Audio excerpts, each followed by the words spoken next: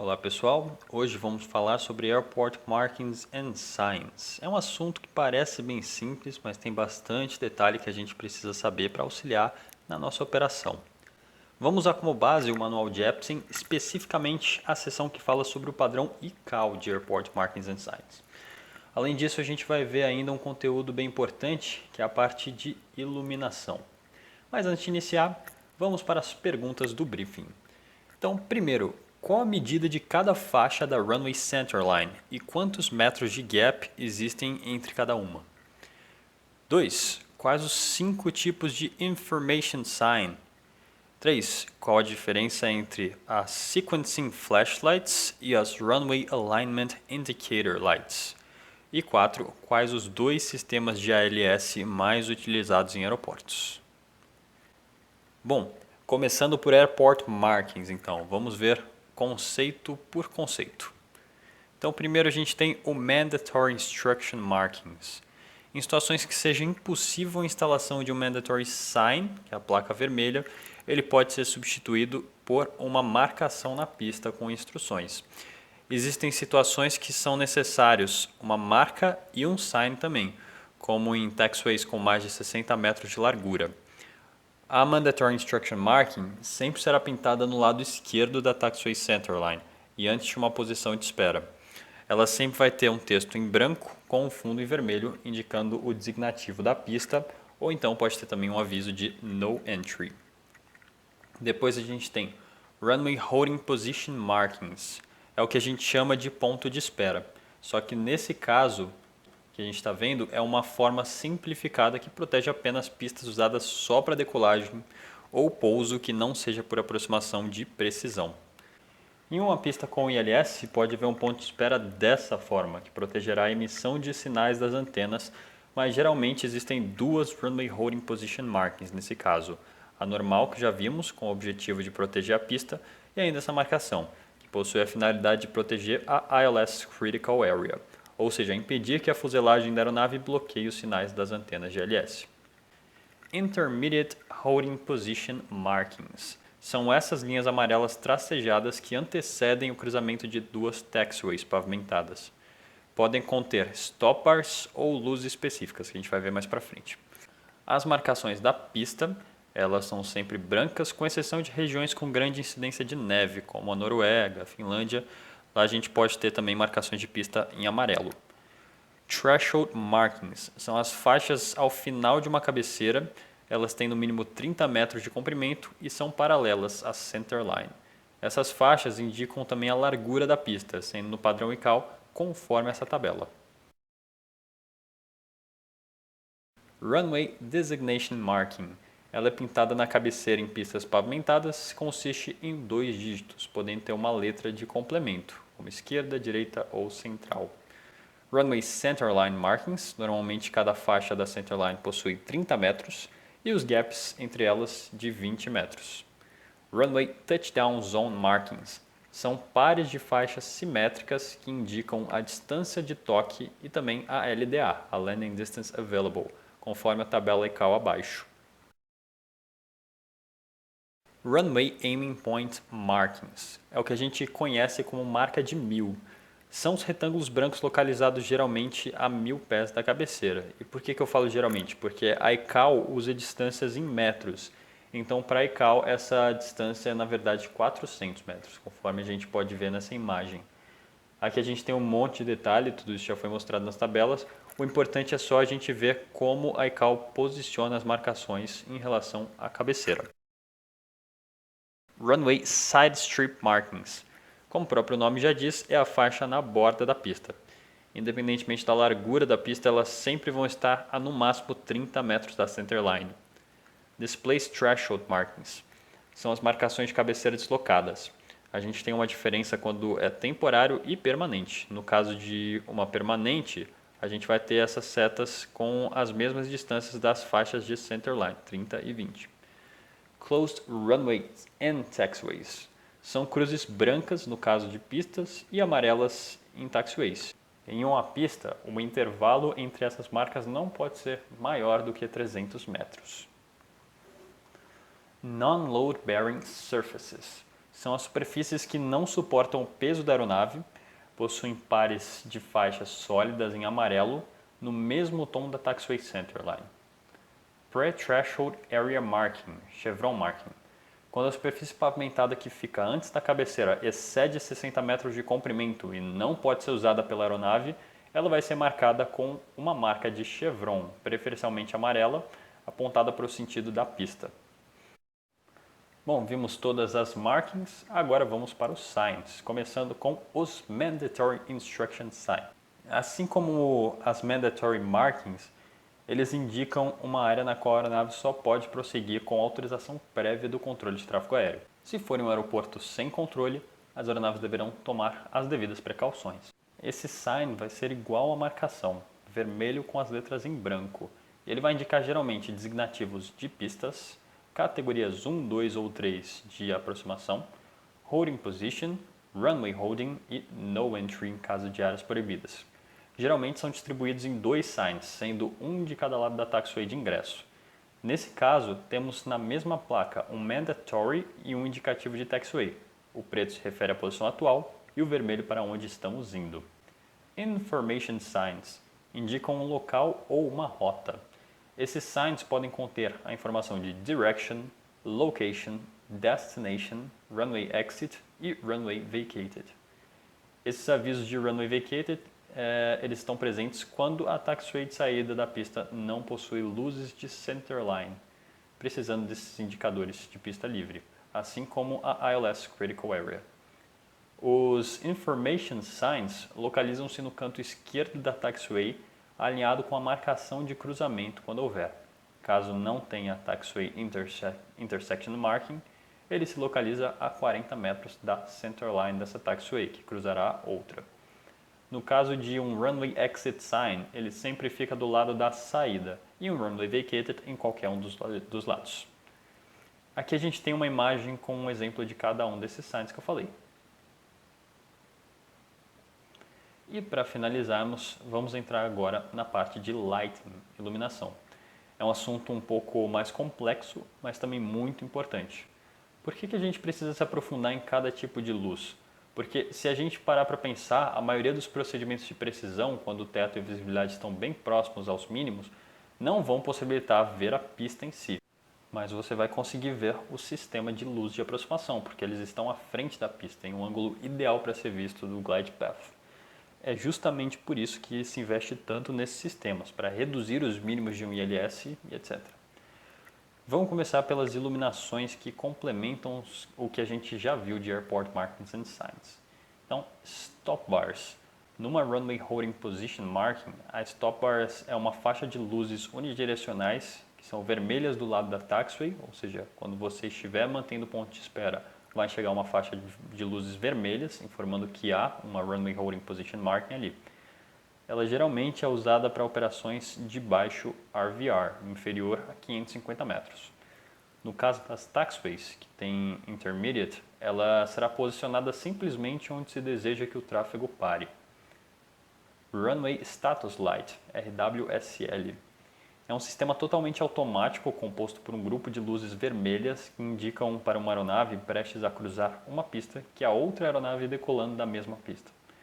As luzes são dispostas no sentido da taxiway centerline ao longo do cruzamento da pista e se apagam 3 segundos antes da outra aeronave decolar por completo. Runway Guard Lights. Na sua forma mais comum, são localizadas em cada lado da taxiway antes do ingresso da pista. Podem ter essa outra configuração semelhante a uma stop bar. São sempre luzes amarelas que piscam. High Speed Taxiway Turn Off Indicator Lights, HSTIL. Para a ICAO, o termo usado é Rapid Exit Taxiway Indicator Lights, RETIL. Assim como a Stop Bar também é usada em operações com menor RVR, abaixo de 350 metros. São luzes amarelas e unidirecionais que podem ser vistas no sentido do pouso. Agora vamos entrar em luzes de aproximação, começando pela Leading Light System, LDIN, ou Runway Leading Light System, o RLLS. Esse sistema proporciona uma orientação visual bem fácil de se guiar em casos no qual o aeroporto possui curvas na aproximação devido ao terreno ou rota de abatimento de ruído. A gente pode ver em aeroportos como o antigo Kai Tak, em Hong Kong. Ele consiste em um ou mais grupos de luzes sequenciais. Cada grupo contém no mínimo 3 luzes que piscam no sentido da aproximação. É o que a gente chama de Sequencing Flashlights. Circling Guidance Lights, CGL.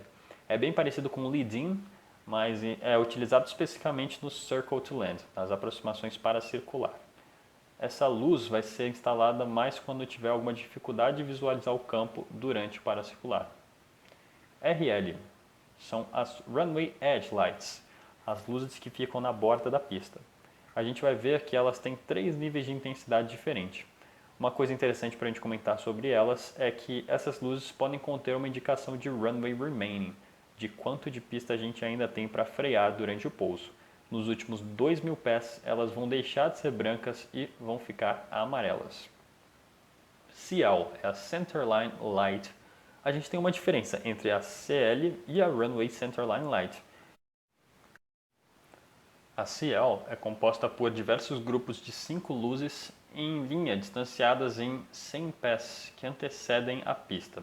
Já a Runway Centerline fica na própria pista e, assim como a Runway Light, também indica a Runway Remaining Distance. Só que em luzes brancas e vermelhas dos 3 aos 1.000 últimos pés e daí até o final só em vermelho. Sobre a intensidade da Runway Light, temos a LIRL, Low Intensity Runway Lights, MIRL, Medium Intensity, e HIRL, High Intensity. Em alguns casos, a maior intensidade pode estar restrita. Em uma pista que antes era classificada como HIRL, passa a ser MIRL. Nesse caso, os mínimos de aproximação podem ser aumentados. Além disso, ainda temos as Threshold Lighting, luzes de cabeceira que são verdes no sentido de pouso e vermelhas no sentido da decolagem. Rail, Runway End Identifier Lights, são luzes usadas para identificar uma cabeceira no momento da aproximação, porém não tão precisas quanto o ALS, o Approach Light System. O ALS é um sistema de iluminação composto por diferentes combinações de luzes. Vamos dar uma olhada em alguns elementos que podem compor um ALS e o nome dado a cada combinação. SFL, Sequencing Flashlights. Um ALS pode conter um grupo de luzes que piscam em sequência, orientando o piloto sobre o sentido da aproximação. O SFL fica especificamente nas luzes de centerline, lembrando que não é a centerline da pista, e sim as que antecedem ela. Caso o SFL se estenda além, ele é chamado de RAIL, Runway Alignment Indicator Lights. Temos também a TDZ, a Runway Touchdown Zone Light, o VGSI, que é o Visual Glide Slope Indicator, ele orienta a aeronave em sua trajetória vertical, podem ter as diferentes configurações abaixo.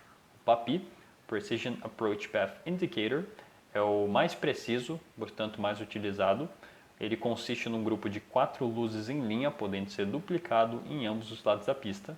E o VASI, o Visual Approach Slope Indicator, funciona da mesma forma do PAPI, porém, ao invés das luzes serem instaladas em linha, há grupos à frente e atrás, dando a impressão de que as luzes vermelhas estão em cima e as brancas embaixo em uma rampa correta. Podem ainda haver outros tipos de VASI, como o Pulsating e o Tricolor, que possuem a mesma finalidade com uma outra configuração. Sobre a intensidade de um ALS, temos a mesma classificação de Runway Lights, High, Medium e Low. Então temos o HIALS, que é o High Intensity, MALS ou MIALS, que é o Medium Intensity, e o ALS, que é considerado Low Intensity Approach Light System. Falamos sobre componentes, sobre a intensidade. Agora vamos ver as combinações diferentes de ALS. Então, uma das combinações que a gente tem é o MALSF, que é o Medium Intensity Approach Light System with Sequencing Flashlights. É um nome grande, mas se você for ver, ele só está descrevendo o que a gente já falou, a intensidade e o componente. Então, ele tem intensidade média e luzes sequenciais. O MALSF também possui sua extensão definida, sempre até 1.400 pés da cabeceira. MALSR, Medium Intensity Approach Light System with Runway Alignment Indicator Lights. É a mesma configuração, mas com um rail antes da centerline. ODLS é o Omnidirectional Approach Light System. Ele é composto por luzes omnidirecionais, cujo objetivo é iluminar o fim do ALS e a conexão com a pista e a centerline. E para finalizar, agora sim, vamos para a parte mais importante de iluminação. Vamos falar sobre os dois sistemas de luzes mais importantes em aeroportos com procedimento IFR, o ALSF1 e 2.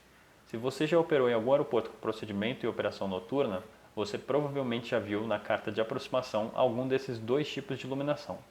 Então, começando pelo ALSF1, o Approach Light System with Sequencing Flashlight Configuration 1. O que esse nome gigante quer dizer? Bom, um LSF1 nada mais é do que um sistema econômico de luzes de aproximação de não precisão. E por que não precisão? Porque diferente do LSF2, ele não possui luzes High Intensity. Se a gente for analisar, ele se estende até uma distância entre 2.400 e 3.000 pés que antecedem a cabeceira. Porém, ele possui apenas as Termination Bars e não as Side Row Bars dos primeiros 1.000 pés, como é o caso do ALSF2. ALSF2, falando sobre ele então, Approach Light System with Sequencing Flashlights Configuration 2. Esse sistema é composto pelas Side Row Bars até 1.000 pés, e então avançam da mesma forma que o ALSF1, para uma distância entre 2.400 e 3.000 pés. O ALSF2 é utilizado principalmente em ALS CAT 2 e 3. E assim encerramos o conteúdo de Airport Markings and Signs. Mas antes de finalizar, vamos para o debriefing, para responder as perguntas do início. Então, primeiro, qual a medida de cada faixa da runway centerline e quantos metros de gap existem entre cada uma? São 30 metros cada faixa e gap de 20 metros. Quais os 5 tipos de information sign? Nós temos o Direction, Location, Destination, Runway Exit e Runway Vacated. 3. Qual a diferença entre a Sequencing Flashlights e a Runway Alignment Indicator Lights? A Sequencing Flashlight, a SF, ela fica na Centerline Light, ela fica na configuração da Centerline Light, e a Rail, a Runway Alignment, ela fica antes da Centerline Light. Lembrando que não é a Centerline da pista, é a Centerline Light, que fica no ALS. Quais os dois sistemas de ALS mais utilizados em aeroportos? Temos então o ALSF1 e o 2. Então a gente fica por aqui e espero vocês na próxima aula sobre CIDs. Valeu, pessoal!